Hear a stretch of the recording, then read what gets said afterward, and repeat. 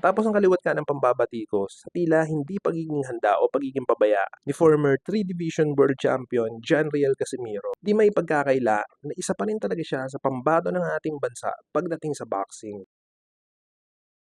Matapos di makuha ang tamang timbang sa weigh-in ng laban nila ni Saul Sanchez noong October 12, kinabukasan sa mismong laban naman nila October 13, tila nakahanap siya agad ng pansagot sa mga bashers. Matapos ang first round demolition niya kay American boxer Saul Sanchez sa kanilang super bantamweight clash na ginanap sa Yokohama Budokan, Yokohama, Japan. 27 years old si Sanchez na mas bata naman sa ating pambato na si John Riel, which is 35.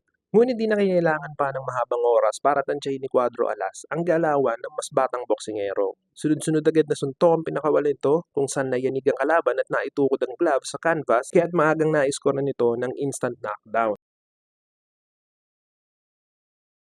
Sa pagtayo ni Sanchez, nakipagsabayan pa ito ng suntok kung saan marahil ito ang malaking pagkakamali niya sa laban na yon. Dahil ilang segundo lamang ulit ay tinamaan siya ng isang solid left hook kung saan bumulagta na siya sa sahig. Sa kabila ng mga yon, nagawa pa rin ni Sanchez na tumayo at muling lumaban. Pagpapakita ito ng isang manlalaro na hindi basta-basta sumusuko tsaka umayaw. Yun nga lang ay talagang desidido din si Casimiro na tapusin agad ito at nagpaulan ulit ng sunod-sunod na suntok dahilan upang itigil ng referee ang laban.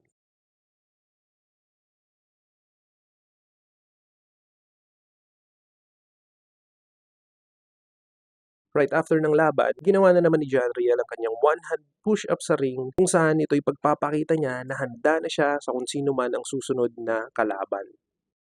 That's it for today guys. Huwag kalimutan mag-subscribe sa ating channel, ganoon na rin sa ating Facebook page. This is I Love Sports News.